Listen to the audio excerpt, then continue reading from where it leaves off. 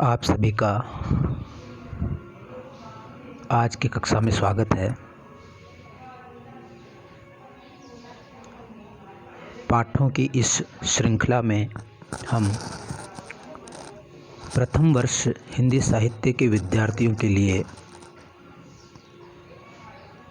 प्रश्न पत्र 1 में से निर्गुण काव्य के अंतर्गत कबीरदास जी को पढ़ रहे हैं। हमने कबीरदास जी का परिचय, उनका बीजक और उनका निर्गुण मत, इसके बारे में थोड़ी जानकारी प्राप्त की है।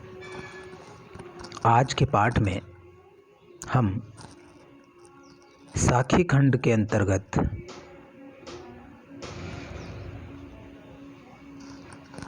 सुमिरन को अंग की कुछ साखियों का अध्ययन करेंगे और उनका भावार्थ समझने का प्रयत्न करेंगे। आज के पाठ को पढ़ने के बाद आप निर्गुण पंथ में नाम सुमिरन का क्या महत्व है इसको जान पाएंगे। साथ ही नाम सुमिरन के बारे में कबीरदास जी का क्या मत है और नाम सुमिरन का अन्य निर्गुण कवियों ने किस तरह से महत्व बताया है, इसके बारे में आप जानकारी प्राप्त कर सकेंगे। साथ ही संतों की जो भाषा है, जिसे सद्दू कड़ी कहते हैं, उसकी विशेषताओं का परिचय भी आपको मिल सकेगा।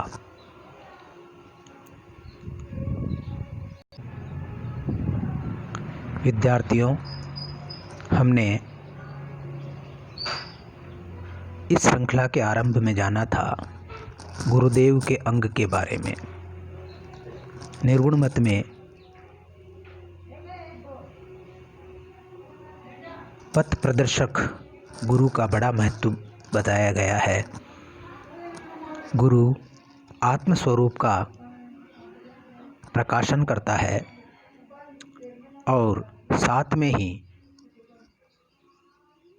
जो संसार में सार रूप ईश्वर का जो नाम है, उसके सुमिरन का महत्व बताता है। कबीर के लिए ईश्वर सृजनहार है। आदि संसार का आदि और अंत तत्व वह सृजनहार तत्व राम है, जिसे कबीर राम कहते हैं या अल्लाह कहते हैं। तो आज हम सुमिरन, जिसे स्मरण, जाप या भजन कई नामों से जाना जाता है। नाम सुमिरन को आप जाप भी कह सकते हैं, स्मरण भी कह सकते हैं और जाप भी कह सकते हैं। से संबंधित जो साखियाँ कबीर की है, आपके पाठ्यक्रम में संकलित हैं, उन पर हम बातचीत करेंगे। तो हम पहली साखी की ओर बढ़ते हैं। सुमिरन को अंग के अंतर्गत संत कबीर की जो साखियाँ आपके पाठ्यक्रम में है, उनमें पहली साखी इस प्रकार से है। कबीर कथे, कबीर कहे में कथि गया, कथि गए ब्रह्म महेश। कबीर कहे में कथि गया, कथि गए ब्रह्म महेश। राम नाम तत्सार है, सब काहू उपदेश। राम नाम तत्सार है, सब काहू उपदेश। कबीर कहे मैं कथि गया, कथि गए ब्रह्म महेश। राम नाम तत्सार है, राम नाम तत्सार है, सब काहू उपदेश। यहाँ कुछ कठिन शब्दों के अर्थ देख लेना उचित रहेगा।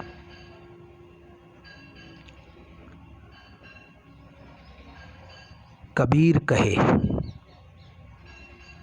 मैं कथी गया। कथी शब्द का अर्थ है कथन या कहना। कथी शब्द का मतलब होता है कथन या कहना। कबीर अपने वाणी में, अपने शब्दों में, अपने साखियों में जो बातें कहते हैं वे बातें अनुभव की बातें हैं और आत्मज्ञान की बातें हैं। कबीर शास्त्र ज्ञान से ज़्यादा आत्मज्ञान को व्यक्त करने में सार समझते हैं। उनके अनुसार उस परम तत्व के आनंद को शब्दों के द्वारा बताया नहीं जा सकता। वो केवल आत्मज्ञान है, वो आत्मा में ही उसका ज्ञान हो सकता है। उसको वाणी के द्वारा नहीं बताया जा सकता, उसको महसूस किया जा सकता है, अनुभव किया जाता है, उसको बताया नहीं जाता, अनुभव को कहा नहीं जा सकता। वाणी उस परम तत्व के ज्ञान के वर्णन में असहाय है और जो उस अनुभव को कहते हैं वो कबीर के अनुसार धंधेबाज लोग हैं। वो ज्ञान तो अनुभव करने योग्य है, वह कहने योग्य नहीं है। जैसे कबीर ने इसी बात को इसे कहा है कि गूंगे का गुड़ है। जो वो अनुभव है, वह आत्मज्ञान का जो अनुभव है वो गूंगे के गुड़ के समान है। गूंगा व्यक्ति गुड़ का आस्वाद लेता है, उसका स्वाद लेता है, लेकिन वह कैसा है इसको वो बयान नहीं कर सकता। इसीलिए कबीर ने एक जगह कहा है कि ये जो लोग ईश्वर की बात करते हैं, सृजनहार की बात करते हैं, उसका बखान करते हैं, उसका वर्णन करते हैं, कवि उस पे कविताएं लिखते हैं, लोक में उस सृजनहार के बारे में कहावतें प्रचलित हैं, किंवदंतियाँ प्रचलित है, ये सब फोकट है। कबीर उसको फोकट कहते हैं, बिना मूल्य की वस्तु कहते हैं। उसमें कोई मूल्य नहीं है, कोई कीमत उनकी नहीं है। ज्ञान कथे सो फकत फोकट, अनुभव कथे सो धंधा। अनुभव कहा नहीं जाता, अनुभव को महसूस किया जाता है। ऐसा ज्ञान बता मेरे अवधू, सन्निक दिखे चंदा। ज्ञान कथे सो फकत फोकट, अनुभव कथे सो धंधा। ऐसा ज्ञान बता मेरे अवधू, सन्निक दिखे चंदा। ऐसा कबीर का मानना है। साथ ही कबीर ये भी कहते हैं कि उसके बखान करना, उस नाम का जो सार तत्व है उसका बखान करना असंभव है। 1000 मुखों से भी राम नाम का पार नहीं पाया जा सकता। 1000 मुखों से भी उसका वर्णन किया जाए तो उस राम नाम रूपी सृजनहार तत्व का वर्णन करना संभव नहीं है। क्योंकि कथन में जब भी हम कोई बात कहते हैं तो उसमें अनुभव पूरी तरह से व्यक्त नहीं होता, उसमें कुछ न कुछ अन्य तत्व का मिश्रण हो जाता है और संक्रमित कथ्य बाहर आता है। मूल जो अनुभव है वो कभी भी बाहर नहीं आ पाता है। वाणी उसको भ्रष्ट कर देती है, वाणी विचार को भ्रष्ट कर देती है, ऐसा माना जाता है। तो यहाँ कथने का मतलब है कहना। तो कबीर कहे मैं कथी गया, कथी गए ब्रह्म महेश। अब यहाँ कबीर कह रहे हैं कि ये परंपरा से बात आई है। परंपरा का कबीर का जो ज्ञान मार्ग है, भक्ति मार्ग है, उसमें परंपरा का बड़ा महत्व है। उनकी परंपरा सिद्धों, नाथों, योगियों, ऋषि मुनियों की परंपरा है। सबसे कबीर उदार मन से ग्रहण करते हैं, सबकी सही बातों की विवेचना पूर्वक ग्रहण करते हैं उनको। तो वो कह रहे हैं कि कबीर कहे मैं कथी गए ब्रह्म महेश। ब्रह्म महेश एक परंपरा है, वेदों की जो परंपरा है, सनातन परंपरा है, वो भी ये बात कहते हैं जो मैं कहता हूँ। वो क्या बात है? ब्रह्म महेश का अर्थ है यहाँ वैदिक धर्म, वैदिक मत। राम नाम तत्सार है, सब काहू उपदेश। राम कबीर के लिए सृजनहार है, परम तत्व है। और तत्सार शब्द का मतलब है सार तत्व, यानी सच्चित आनंदमय जो तत्व है वह सार तत्व राम नाम है। सब काहू उपदेश, सब काहू यानी सबके लिए उपदेश, और सबके लिए ग्रहण करने योग्य, अपनाने योग्य उपदेश राम नाम का जाप है। सब काहू उपदेश। और यहाँ इसका अर्थ ये भी है कि सब उपदेशों का सार, सब उपदेशों का सार है राम नाम। सब उपदेशों, सब तत्वों का जो सार तत्व है वो राम नाम है। तो इस तरह यहाँ कबीर ने राम नाम की महत्ता को स्थापित किया है।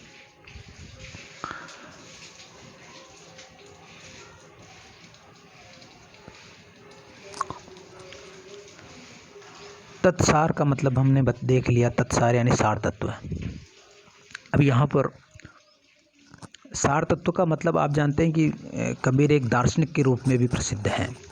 कबीर की जो दार्शनिक पृष्ठभूमि है उसमें बौद्ध, वेदांत, वैदिक और सिद्धनाथ हठ योग सभी का असर हमें देखने को मिलता है।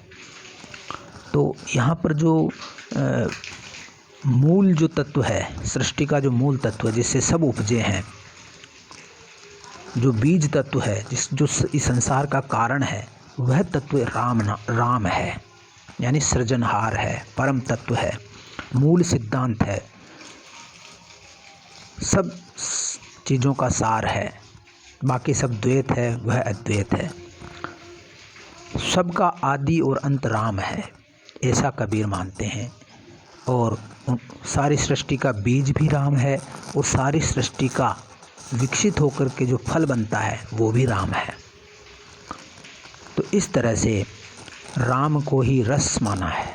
कबीर ने राम को ही एकमात्र रस या सार तत्व माना है।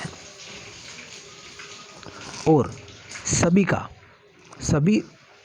जो उपदेश है वो यही बात कहता है, चाहे वो ब्रह्मा विष्णु का उपदेश हो, चाहे वो राम का उपदेश हो, सबका उपदेश यही बात कहता है कि एक सार तत्व संसार में। अगर हम इसकी व्याख्या को समझें तो इसमें कबीर कहते हैं, कबीर आप जानते हैं कि भारत में सांप्रदायिक एकता, सांप्रदायिक सद्भाव के प्रतीक कवि माने जाते हैं। और उन्होंने हिंदू मुस्लिम ऐक्य के लिए एक क्रांतिकारी काम कबीर ने किया है। कबीर का जन्म हजारी प्रसाद द्विवेदी के अनुसार किसी योगी परिवार में हुआ था जो ग्रस्त थे, और उनका लालन पालन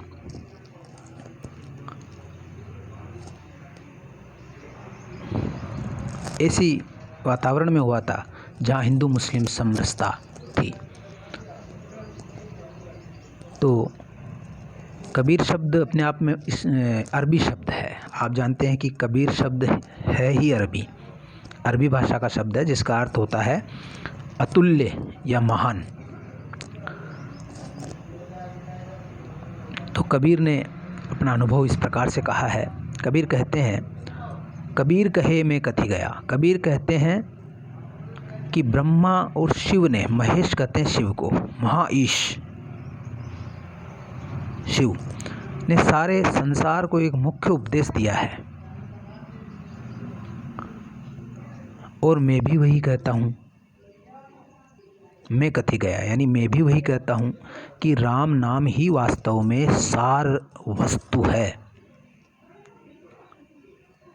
संसार का जो रस है, सार है, वो राम नाम रूपी वस्तु है।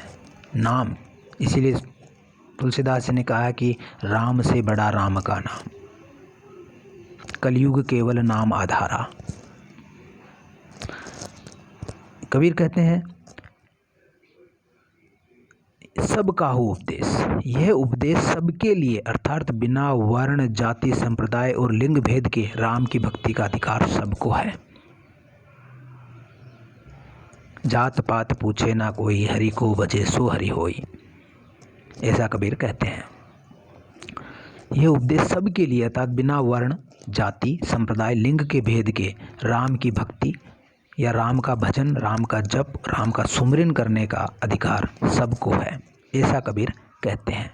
साथ ही यहाँ इसका यह भी अर्थ किया जा सकता है, काहू का मतलब होता है काहू जो शब्द है उसका अर्थ होता है सबका उपदेश, यानी सबके लिए उपदेश भी यहाँ अर्थ है कि ये उपदेश सबके लिए है। राम नाम रूपी जो सार तत्व का जो नाम है वो सबके लिए है और ये सतनाम है इसलिए सबके लिए है।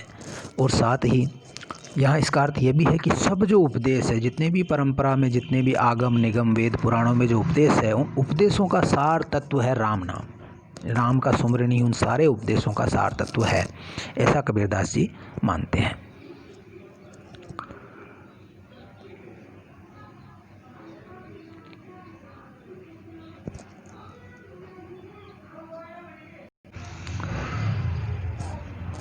तो आज के पाठ में हमने इस दोहे पर विचार किया।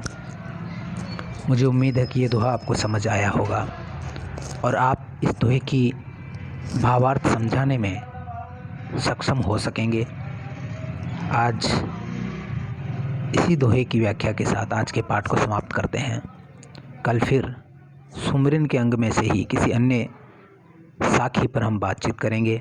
तब तक के लिए इजाज़त दीजिए।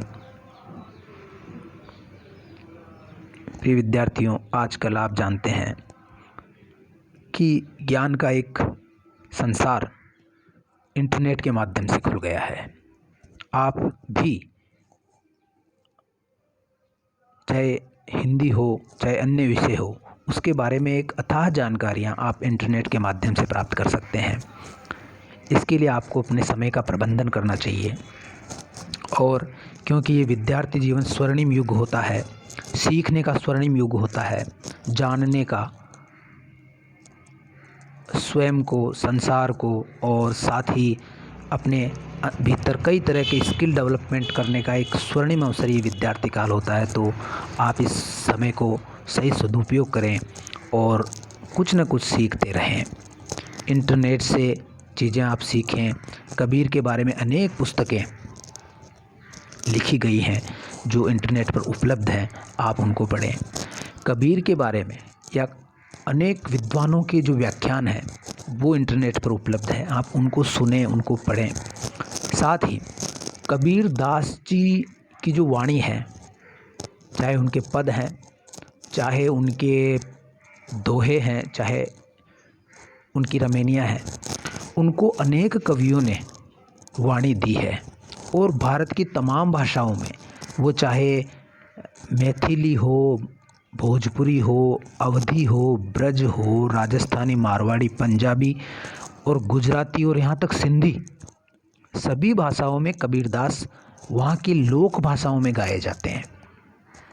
ऐसे कई लिंक मैं आपको उपलब्ध कराता रहता हूँ, जिसमें आप YouTube पर जाकर के इन जो गायक कलाकार है, जैसे कि कुमार गंधर्व है, उन्होंने कबीर को का जो निर्गुण है उसको बहुत डूब कर गाया है और कबीर के वो पर्याय बन गए हैं। इसी तरह से बात करें हम, एक शफ़ी फ़कीर हैं जो सिंधी में कबीर को गाते हैं और हिंदी में भी गाते हैं।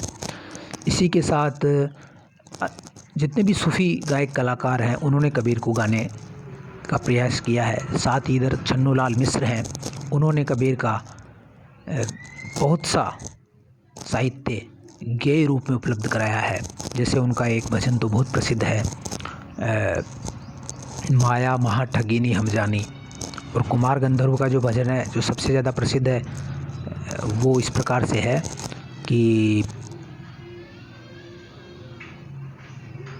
उड़ जाएगा हंस अकेला, जग दर्शन का है मेला। तो इस तरह से आप रुचि लें, थोड़ा कबीर को समझें, कबीर में उतरने का प्रयास करें तो आपको काफ़ी सीखने को मिलेगा और आनंद भी आएगा। तो मैं आपसे यही एक निवेदन करूँगा या मेरी यही सलाह आपसे रहेगी कि आप कबीर के बारे में अनेक माध्यमों से जानें। आजकल यूट्यूब है, इंटरनेट है, इनमें ऐसी बहुत सारी सामग्री उपलब्ध है जो आपका जो ज्ञान का फलक है उसको काफ़ी व्यापक बना सकती है। तो आज के पाठ को समाप्त करते हैं। प्रसन्न रहिए, हमेशा कुछ न कुछ सीखते रहिए और अपने भीतर सॉफ्ट स्किल डेवलप कीजिए, बोलने की कला सीखिए। साथ ही हर चीज़ की जो आर्ट होती है उसको आप सीखने का प्रयास कीजिए। हिंद देश के निवासी सभी जन एक है, रंग रूप वेशभूषा चाहे अनेक है। इसी संदेश के साथ मुझे इजाज़त दीजिए। जय हिंद, जय भारत।